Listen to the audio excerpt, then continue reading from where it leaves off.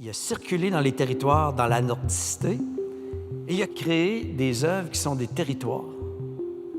Dans les couleurs, les traits, les spatules, va se forger, je dirais, une histoire de l'art nord-américaine dans laquelle Riopelle s'inscrit absolument selon les canons des beaux-arts, mais à mes yeux aussi comme un complice de ceux qui habitent les territoires.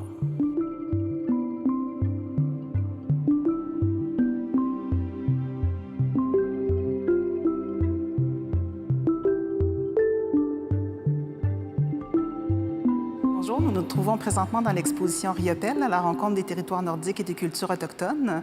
C'est une exposition qui explore le rapport de Riopelle à ces deux thématiques que sont la nordicité et l'autochtonie, à travers différentes séries, principalement des années 50 et des années 70. L'exposition repose sur un ensemble de recherches inédites, entre autres sur les voyages qui ont conduit Riopelle dans le Nord et dans le Grand Nord canadien, et également sur les sources intellectuelles et artistiques qui ont alimenté l'univers de Riopelle, entre autres les cultures autochtones qui sont si présentes dans son œuvre.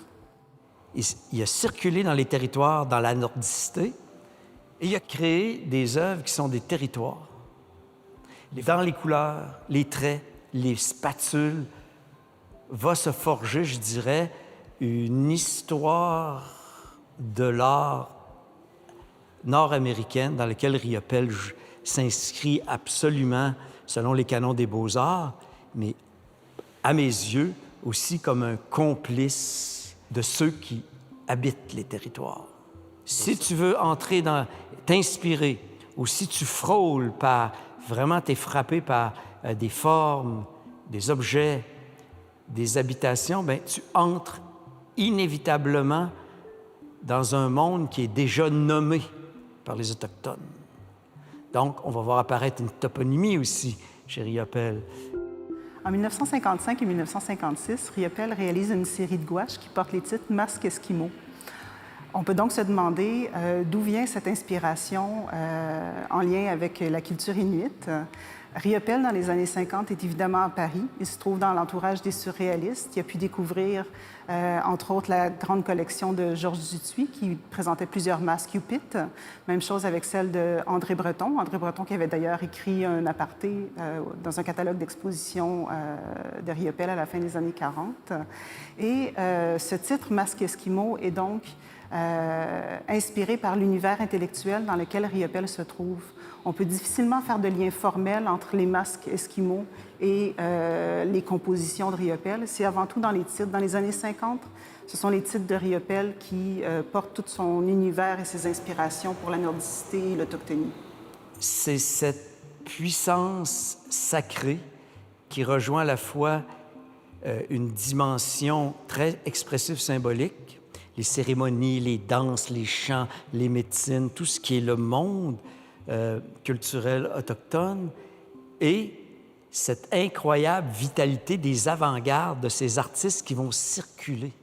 C'est cette force, non pas d'une illustration des textes ou des publications, mais une force picturale, une force du geste, et qui rejoint beaucoup plus les territoires. Eux reconnaissent absolument que c'est de l'art, ces masques-là. Ce sont des formes, des gestes, et qui portent en plus un héritage. Entre 1955 et 1959, Riopelle réalise une série de gouaches qui portent les titres sous le mythe de Gitkesan. Les Gitkesan étant une communauté autochtone de la côte nord-ouest du Pacifique. Donc Riopelle s'est influencé, entre autres, fort possiblement des écrits de Marius Barbeau. Marius Barbeau qu'il avait d'ailleurs rencontré à Paris.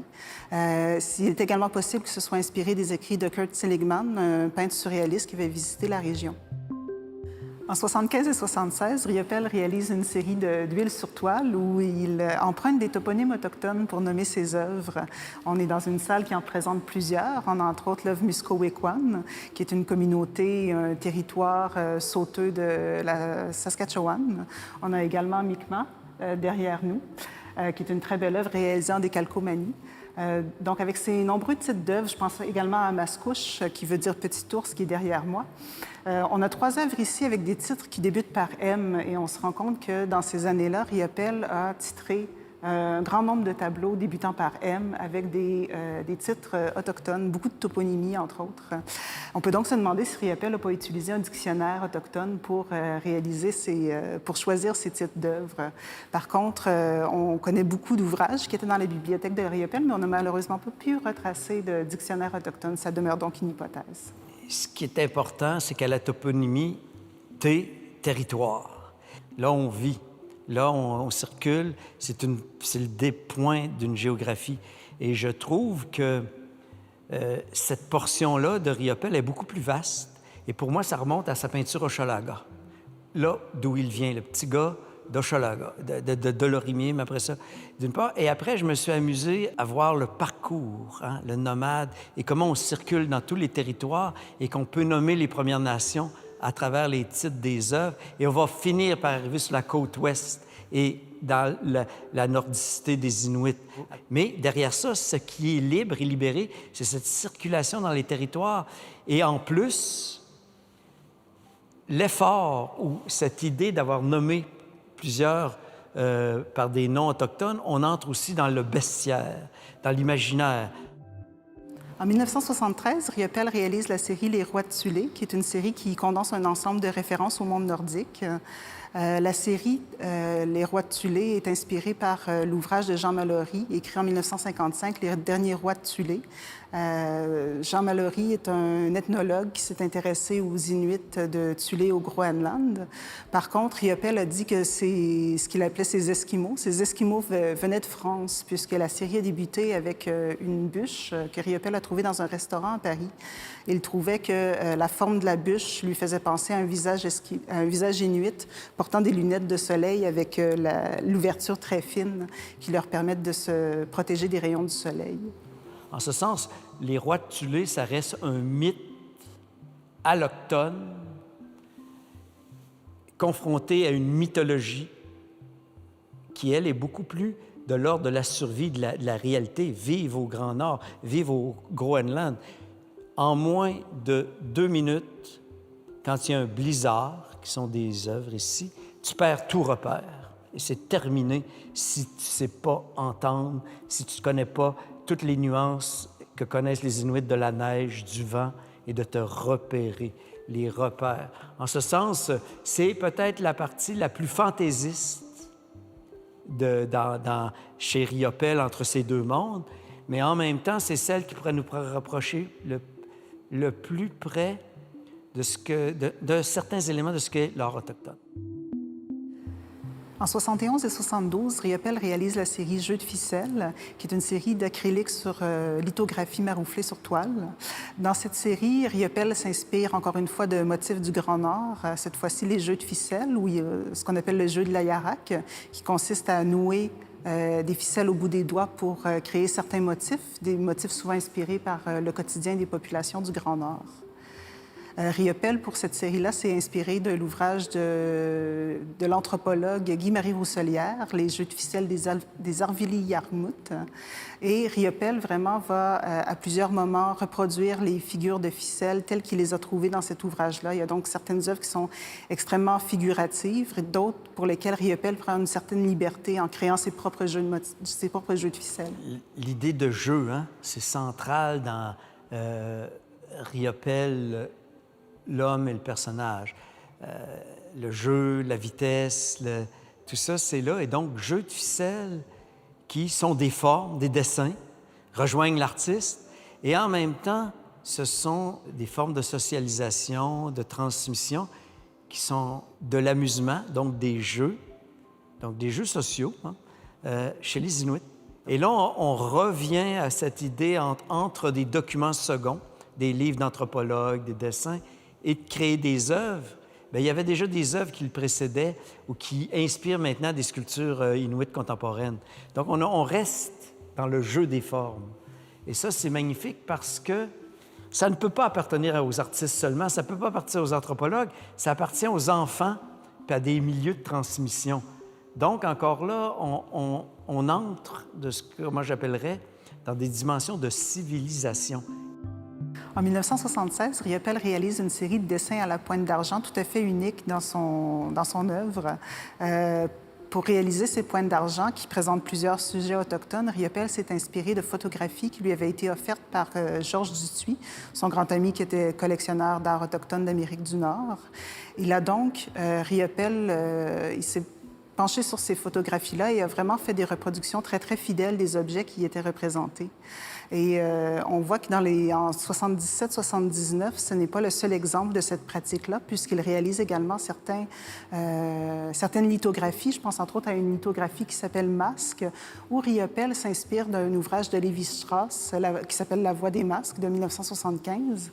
Et ce qui est absolument fabuleux, c'est que Riopelle, dans cette lithographie-là, s'inspire d'une double page de l'ouvrage de Lévi-Strauss et vraiment va reproduire les deux masques qui s'y trouvent avec un grand souci de fidélité. On a donc un Riopelle qui aborde les cultures autochtones et leur culture matérielle avec un souci du détail, un souci de les représenter ainsi qu'il l'était dans des ouvrages anthropologiques. Et chez Riopelle, c'est souvent ça, c'est une connaissance des objets autochtones qui est toujours médiatisée par les ouvrages anthropologiques. Mais ce qui est fascinant dans la série que moi j'ai regardée, c'était pratiquement l'effacement que produit La Pointe d'argent, le fait aussi que ce soit des pages et qu'il y en a une qui s'appelle Potlatch, qui, moi, je trouve qui est fascinante parce que dans toute la série, pourquoi? Potlatch, ce sont toutes les cérémonies, j'en parle dans mon essai, mais c'est aussi, qui vont être interdites par le gouvernement, par la loi sur les Indiens en 1880. Il y a quelque chose de très particulier au nord, et surtout dans le nord-ouest, c'est la cohabitation des peuples du saumon, que j'appelle, c'est-à-dire des Premières Nations du nord de la Colombie-Britannique, de l'Alaska, et des Inuits. Et dans le cas de Potlatch, ce qui est formidable,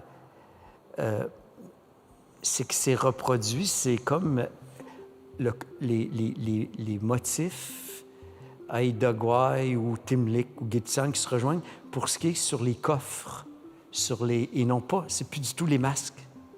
Et ça, c'est très important parce qu'on retrouve là, l'esthétique de l'art autochtone de la côte ouest et une parenté avec certaines œuvres contemporaines inuites. Vous voyez, celle de Mathieusi Yaïtouk, La première chasse. On retrouve tous les boutons qui sont des yeux, des masques dans un morse, un phoque. Et bien, on retrouve autant tout cet art de la côte ouest qui est fait avec les boutons, les ça, puis avec les motifs et les formes qu'on retrouve comme sur les masques. Et ça, c'est présent dans l'inspiration de juste cette feuille-là.